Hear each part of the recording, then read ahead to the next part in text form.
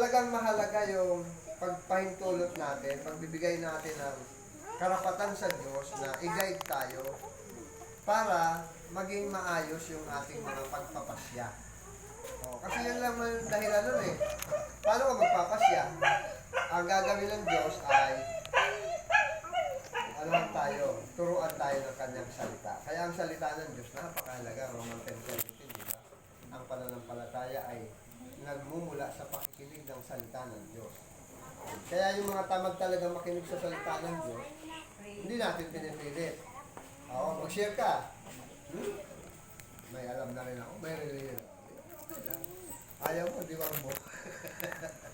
Di ba? Basta mahalaga, i-share mo lang yon. May tao talaga na handa talagang makinig sa salita ng Diyos na ang magiging result nun sa buhay niya ay matututo siyang magpasya ng tamang pagpapasya. Yun, kaya ang ganda, no? Kaya kahit sa Bible, hindi, wala talagang pilitan eh. Ang Bible talaga ibinigay para magkaroon tayo ng sarili nating pagpapasya, mga kapatid. So, ayun yun, yung biblical na karunungan ay na, dadalhin tayo sa katwiran.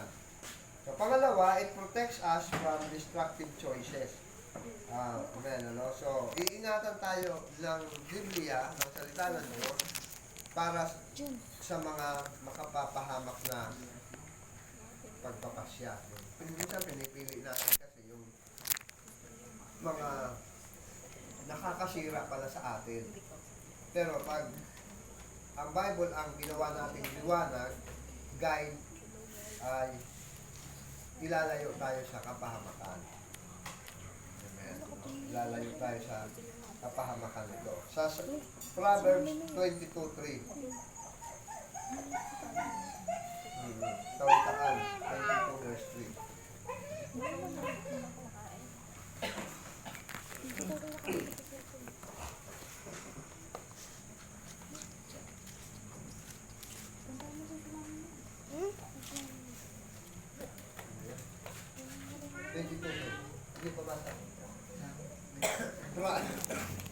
Proverbs 22:3. Proverbs 22 verse 3. Ang mabait na tao ay nakakakita ng kasamaan at nagkukubli, ngunit dinadaan ng musmos at nagtitiis. Amen. So, ang mabait na tao daw ay nakakakita ng kasamaan na padating, nagtatago siya. Ayaw ng kasamaan, padating ang kasamaan.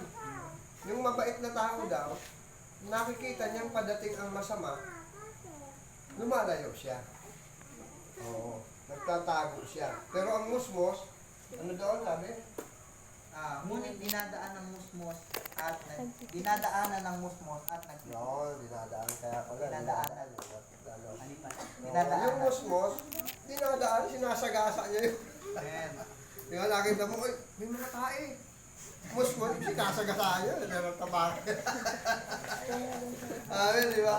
Pero yung mabait na tao na nakita, may mga tae, dito ako dadaan, ayoko dyan. Pero yung musmos, di ba yung pag-musmos ganyan, parang walang kamuwang-muwang di ba? Pinagtatata pa kayo.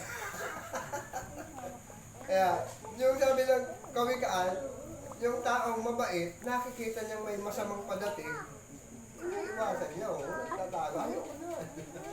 Pero mas mali, sinasagasaan niya talaga yun.